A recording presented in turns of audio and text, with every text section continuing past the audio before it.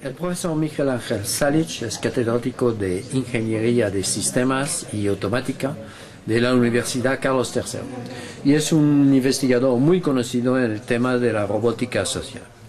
Miguel Ángel, ¿qué quiere decir robótica social?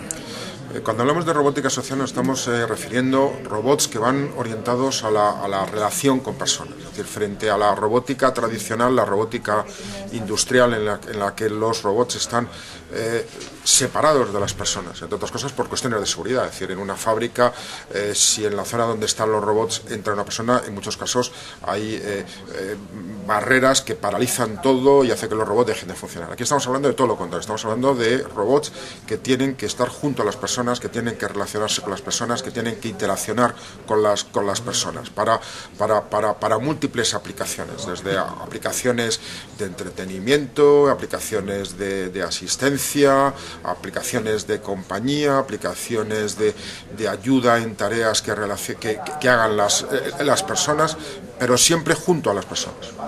Participaste al séptimo encuentro sobre el tema justamente de la robótica social.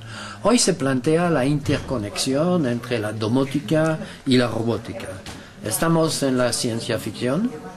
Bueno, cuando hablamos de robótica hay que tener claro que estamos hablando en muchos casos de un futuro, es decir, no estamos hablando de una tecnología madura, no estamos hablando de una tecnología en la que ya todo esté hecho, sino todo lo contrario, está casi todo por hacer. Pero cuando hablamos de domótica normalmente nos referimos a dispositivos individuales, dispositivos repartidos por toda la casa, dispositivos que en muchos casos implica hacer una obra para su instalación. La incorporación del robot a las casas es un complemento a esa domótica y en algunos casos puede sustituir, pero en otros casos puede unirse a la domótica tradicional.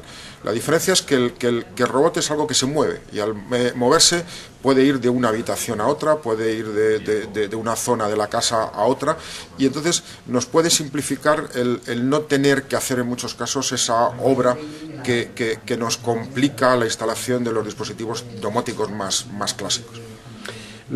Su departamento, la Universidad Carlos III y la Fundación Alzheimer España van a firmar un convenio de colaboración para desarrollar un plan de investigación a 3 años.